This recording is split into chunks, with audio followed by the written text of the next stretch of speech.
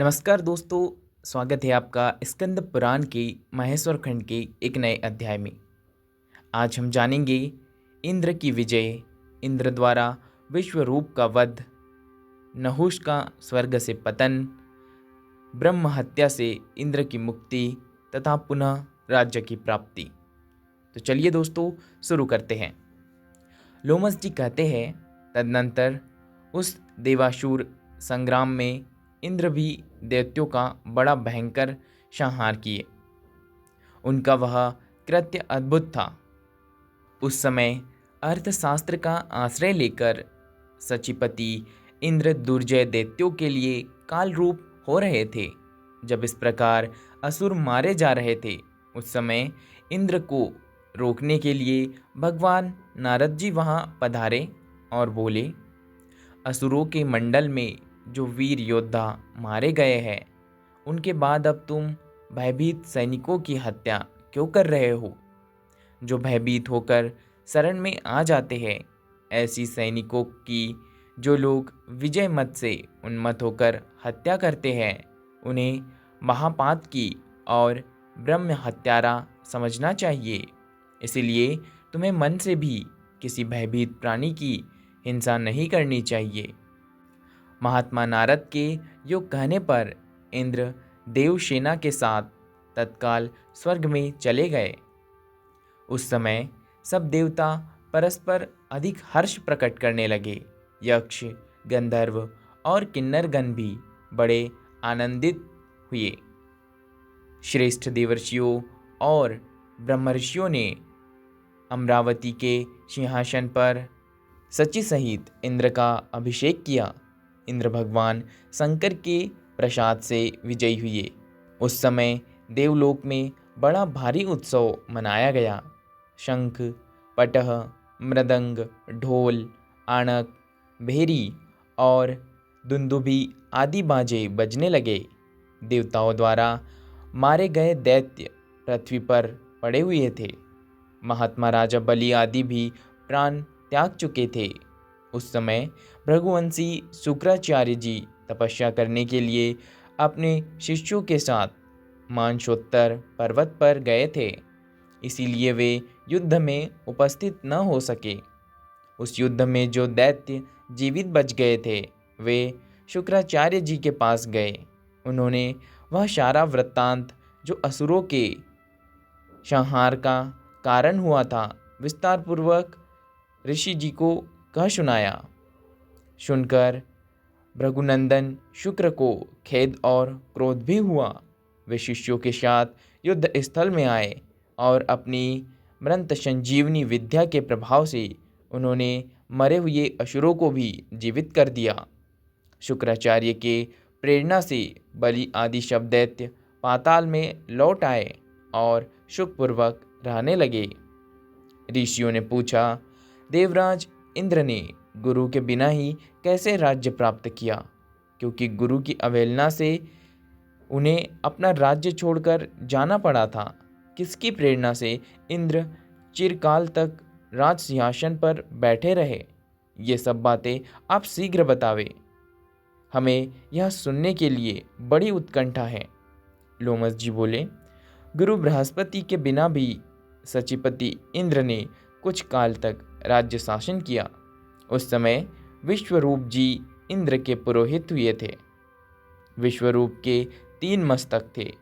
वे यज्ञ और पूजन में उचित भाग देकर देवताओं, असुरों और मनुष्यों को भी तृप्त करते थे।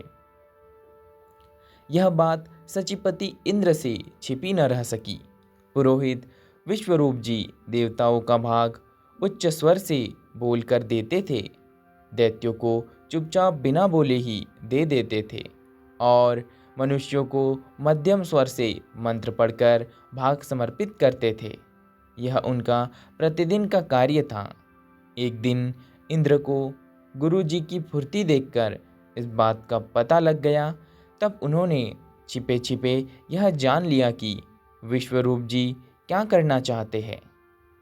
ये दैत्यों का कार्य सिद्ध करने के लिए उन्हें भाग अर्पण करते हैं। हमारे पुरोहित होकर दूसरों को फल देते हैं। यो समझकर इंद्र ने शव पर्व वाले वज्र से विश्वरूप के मस्तक काट डाले। वज्र के आघात से तत्काल ही उनकी मृत्यु हो गई।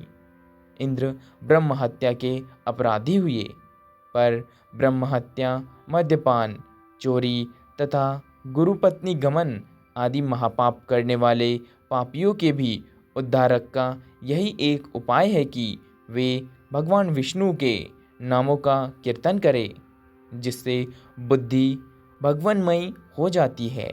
तदनंतर धुएं के समान रंग वाली तथा 3 मस्तकों वाली ब्रह्म हत्या इंद्र को निगल जाने के लिए उनके पास आई।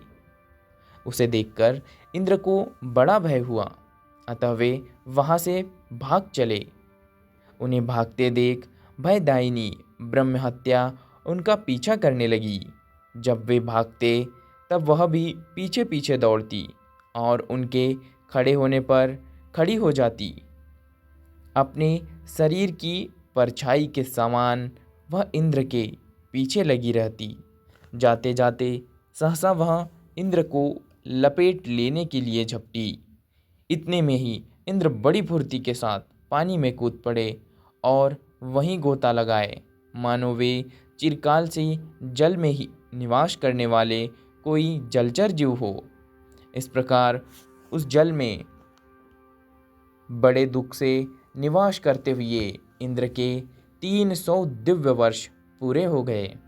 उस समय स्वर्ग काल में भयंकर अराजकता छा गई। देवता और तपस्वी ऋषि भी चिंतित हो उठे।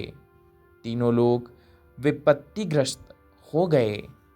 जिस राज्य में एक भी ब्रह्म हत्यारा निर्भय होकर निवास करता है, वहाँ साधु पुरुषों की अकाल मृत्यु होती है। विप्रगण, जिस राज्य में परमात्मा राजा निवास करता है, वहाँ प्रजा के विनाश के लिए दुर्भिक्ष, मृत्यु, उपद्रव तथा और भी बहुत से अनर्थ उत्पन्न होते हैं। अतः राजा को श्रद्धापूर्वक धर्म का पालन करना चाहिए। राजा के पवित्र होने से ही उसकी प्रजा पवित्र रहकर स्थिरता प्राप्त करती है। इंद्र ने जो पाप किया था, उसके कारण संपूर्ण जगत नाना प्रकार के संतापों से पीड़ित और उपद्रवग्रस्त हो गया।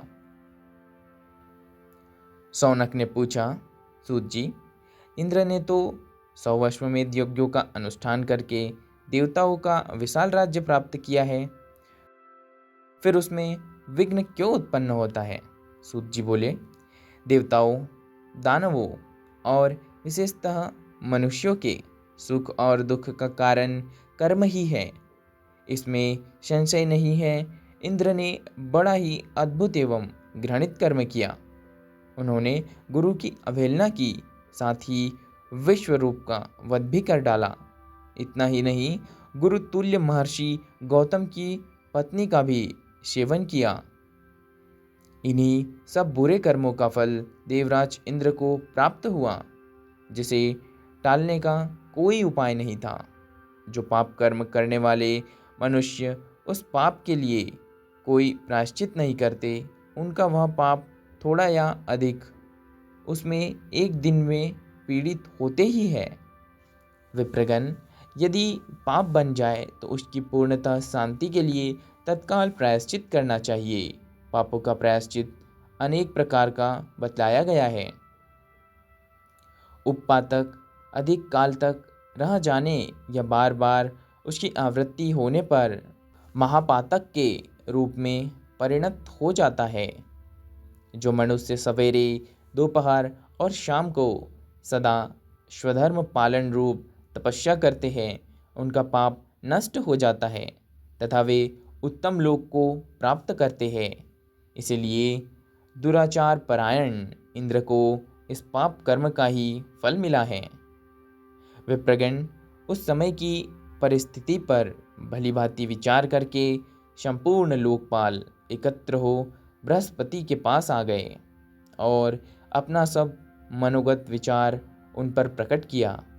उन्होंने स्थिरचित होकर इंद्र की सब बातें गुरु बृहस्पति को कह सुनाई। देवताओं की बात सुनकर परम बुद्धिमान बृहस्पति जी ने सर्वत्र फैली हुई अराजकता को लक्ष्य करके सोचा, अब क्या करना चाहिए? इस समय हमारा कर्तव्य क्या है? देवताओं, पवित्र आत्माओं, ऋषियों तथा संपूर्ण लोकों का कल्याण कैसे होगा? मन ही मन इन सब बातों को सोचकर और कर्तव्य अकर्तव्य का विचार करके महायशस्वी बृहस्पति जी देवों के साथ इंद्र के पास चले। वे तुरंत ही उस जलाशय पर पहुँचे जिसमें इंद्र छिपे हुए थे और जिसके तट पर भयानक चांडाली के रूप में ब्रह्महत्या खड़ी थी। वे संपूर्ण देवता और महर्षि जलाशय के किनारे बैठ गए। गुरु बृहस्पति जी ने स्वयं ही इंद्र को पुकारा। उनकी आवाज़ सुनकर इंद्र उठकर खड़े हो गए। उस समय उन्हें अपने गुरु बृहस्पति जी का दर्शन हुआ। इंद्र के मुख पर आंसुओं की धारा बह चली। उन्होंने सामने खड़े हुए बृहस्पति जी को तथा वहां आए हुए संपूर्ण तपस्वी मुनियों को शीघ्रतापूर्वक प्रणाम किया। फिर दिन वदन हो अपने किए हुए अज्ञान सूचक महान कुकर्मों पर मन ही मन भलीभांति विचार करके वे बोले, प्रभो, इस समय मेरे द्वारा पालन करने योग्य कौन सा कर्तव्य है, बताइए। उदार बुद्धि वाले भगवान बृहस्पति ने हंसकर उत्तर दिया, इंद्र, पहले तुमने जो कुछ किया था उसी कर्म का यह फल आज तुम्हें मिल रहा है। केवल भोग से ही इसका क्षय होगा। धर्मशास्त्र का रोने ब्रह्म हत्या के लिए कोई प्रायश्चित नहीं देखा है। उनकी दृष्टि में ब्रह्म हत्या दूर करने के लिए कोई प्रायश्चित है ही नहीं। अनजान में जो पाप हो जाता है उसी के निवारण का उपाय धर्मशास्त्रज्ञ विद्वानों ने बताया है। जो पाप स्वेच्छापूर्वक जानबूझकर किया जाता है उसके प्रतिकार का कोई उपाय नहीं।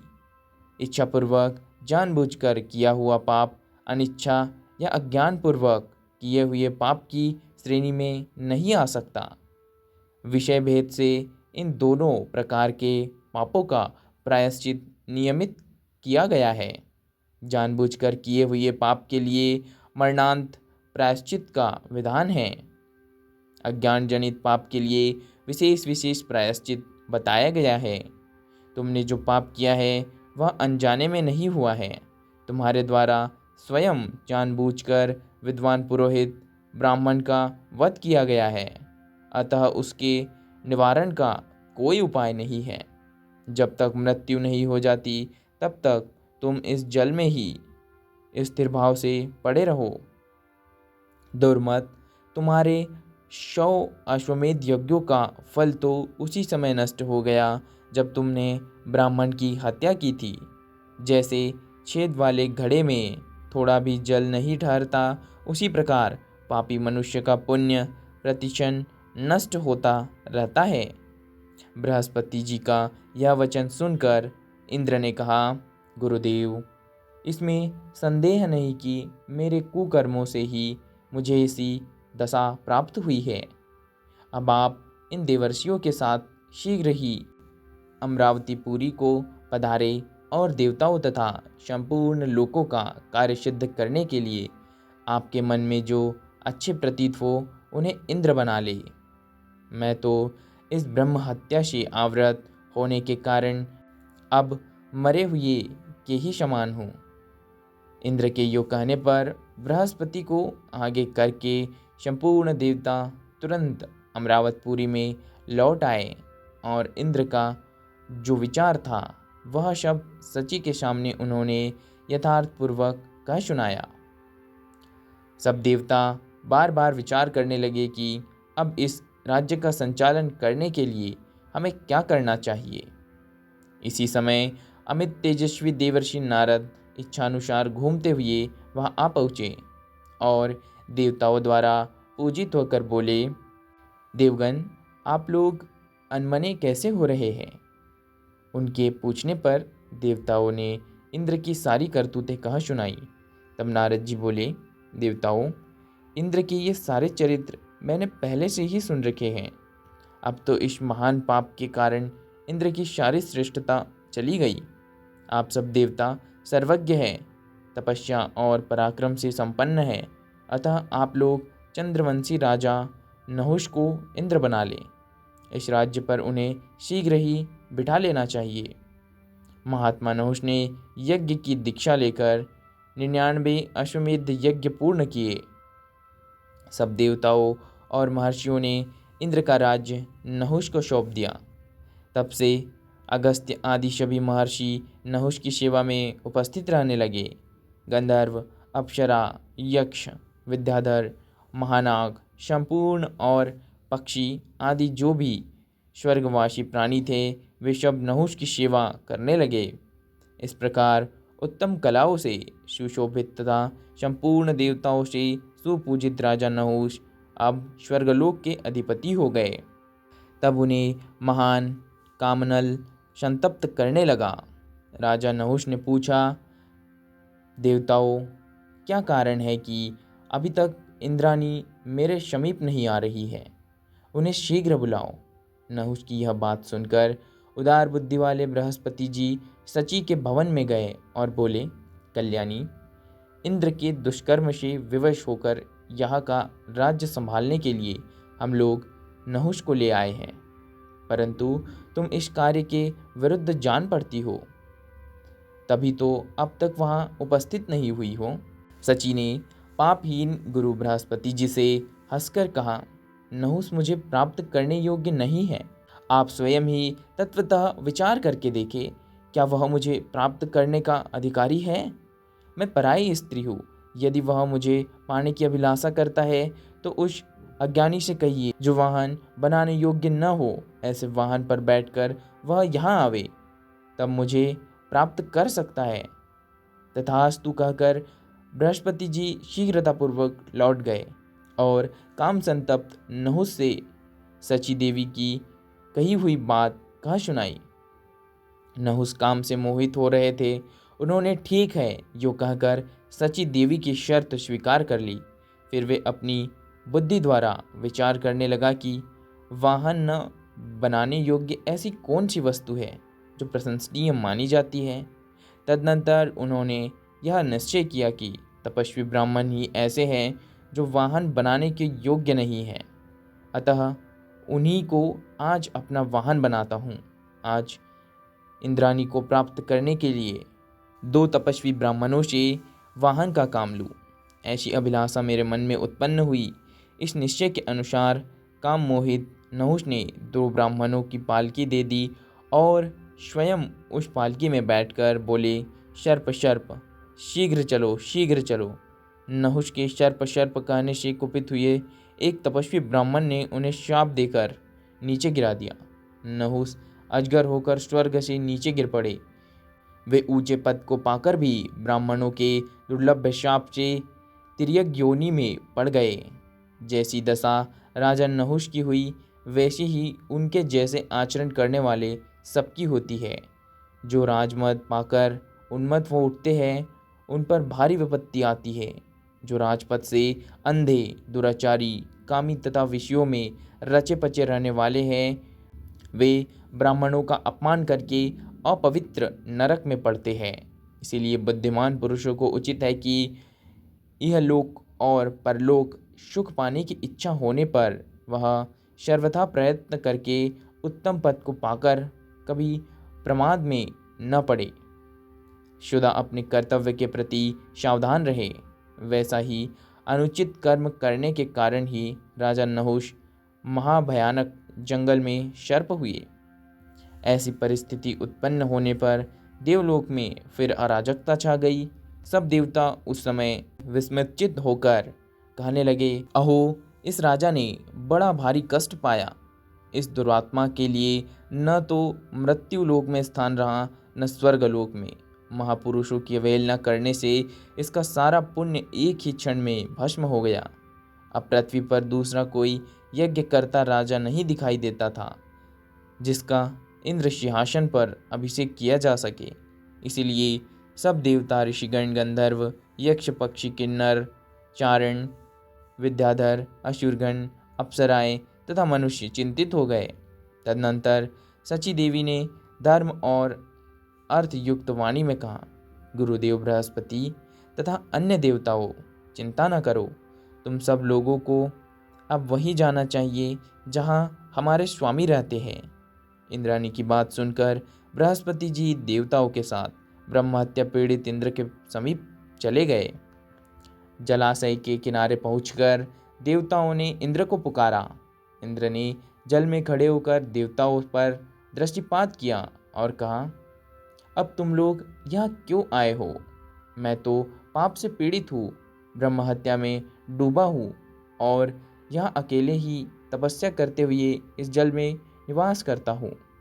उनकी बात सुनकर देवता विहल हो गए और बोले, देवराज, विश्वकर्मा के पुत्र विश्वरूप ने ऐसा यज्ञ कराना आरंभ किया था जिससे देवता और तपस्वी ऋषि विनाश को प्राप्त हो जाते। इस कारण परोपकारी दृष्टि से ही आपने उसका वध किया था। इसलिए हम सब लोग आपको अमरावती ले चलने के लिए आए हैं। देवताओं में जब इस प्रकार की बातचीत हो रही थी तब ब्रह्म हत्या भी तुरंत बोल उठी, मैं देवराज इंद्र को अमरावती जाने से रोकती हूँ। यह सुनकर बृहस्पति ने सहसा उसको उत्तर दिया, ब्रह्महत्ये, हम तुम्हारे निवास के लिए दूसरे स्थान निहित करेंगे। कार्य की गुरुता को दृष्टि में रखकर देवताओं ने उस समय ब्रह्म हत्या को शांत कर दिया। फिर सबने विचार करके ब्रह्म हत्या को 4 भागों में बांटा। तत्पश्चात देवताओं ने सबसे पहले पृथ्वी से कहा, देवी, देवताओं की कार्य सिद्धि के लिए इनकी ब्रह्म हत्या का एक अंश तुम्हें ग्रहण करना चाहिए। देवताओं की यह बात सुनकर पृथ्वी कांप उठी और बोली, आप लोग ही विचार करें, मैं ब्रह्म हत्या का अंश कैसे ग्रहण कर सकती हूँ? मैं संपूर्ण भूतों को धारण करने वाली तथा विश्व का भरण पोषण करने वाली हूँ। मैं इस पाप पंख में डूबकर अधिक अपवित्र हो जाऊंगी। पृथ्वी का यह वचन सुनकर बृहस्पति जी ने कहा, सुंदरी, तुम भय मत करो, तुम तो सर्वथा निष्पाप हो। जिस समय यदुकुल में भगवान वासुदेव अवतार लेंगे उस समय उनके चरणों के स्पर्श यहाँ ब्रह्मा हत्या आंशिक पाप भी निवृत्त हो जाएगा और तुम पूर्णतः निष्पाप होकर रहोगी। उनके योग करने पर पृथ्वी ने उनकी आज्ञा का पालन किया। इसके बाद सब देवताओं ने वृक्षों को बुलाकर कहा, आप लोग देव कार्य की सिद्धि के लिए ब्रह्म हत्या का एक अंश ग्रहण करें। तब वृक्षों ने वहां पधारे हुए संपूर्ण देवताओं से कहा, यदि हम सब लोग ब्रह्म हत्या के पाप से लिप्त हो जाएंगे तो संपूर्ण महात्मा भी ब्रह्म हत्या युक्त होकर पापी हो जाएंगे। यह सुनकर बृहस्पति जी ने कहा, तुम लोग चिंता न करो, इंद्र के प्रसाद से तुम लोग काटे जाने पर भी अनेक अंशों में विभक्त हो शाखा और डालियों में संपन्न हो जाओगे और इस प्रकार सदा शुद्ध बने रहोगे। बृहस्पति के इस प्रकार आश्वासन देने पर सब वृक्षों ने उन आंशिक ब्रह्म हत्या को आपस में बांट लिया। तदनंतर देवताओं ने जलों को बुलाकर कहा, तुम लोग भी देव कार्य की सिद्धि के लिए इस समय ब्रह्म हत्या का एक अंश स्वीकार करो। तब सब जल एकत्र हो बृहस्पति जी से बोले, जो कोई भी पाप या दुष्कर्म है वे हमारे संपर्क और संबंध से दूर होते हैं। हमारे द्वारा स्नान, शौच एवं हमारा पान आदि करने से संपूर्ण पापाक्रांत प्राणी पवित्र हो जाते हैं। ब्रह्म हत्या से अभिभूत होने पर हमारी यह शक्ति नष्ट हो जाएंगी। उनकी यह बात सुनकर बृहस्पति ने उत्तर दिया, तुम दुस्तर पाप से भय न करो। मैं वरदान देता हूँ, चराचर जगत में निवास करने वाले संपूर्ण प्राणियों को जल पवित्र करे। उनके यो कहने पर जल ने ब्रह्म हत्या का तीसरा अंश ग्रहण किया। इसके बाद बृहस्पति जी ने स्त्रियों को बुलाकर कहा, तुम लोग भी इस समय सब कार्यों की सिद्धि के लिए ब्रह्म हत्या का शेष अंश ग्रहण करो। देवगुरु का यह वचन सुनकर सब स्त्रियां बोली, भगवान, संपूर्ण स्त्रियां धर्म, अर्थ और काम की सिद्धि के लिए उत्पन्न हुई है। यदि नारी पापाचार करे तो उस पाप से अनेक पक्ष जैसे पिता, नाना तथा पति के कुल लिप्त होते हैं। ऐसी वेदों की आज्ञा है, क्या आपने ऐसी कोई बात नहीं सुनी है? फिर स्वयं विचार कर ले, हमारा क्या कर्तव्य है। स्त्रियों के यो कहने पर बृहस्पति जी ने वरदान दिया, देवियों, तुम सब इस पाप से भय न करो।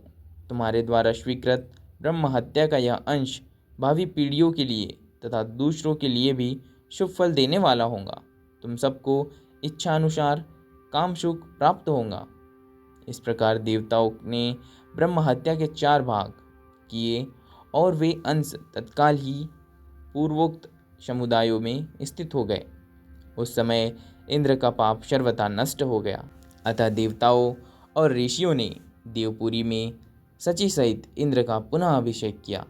महात्मा इंद्र संपूर्ण देवता, महानुभावों, मुनीश्वरों तथा सिद्धगणों के साथ पुनः लोकपाल पद पर प्रतिष्ठित हो गए।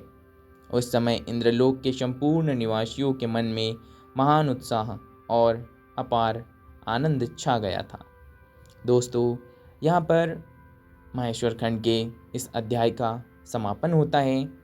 बाकी हम पढ़ेंगे अगला अध्याय अगले वीडियो में। तब तक के लिए धन्यवाद।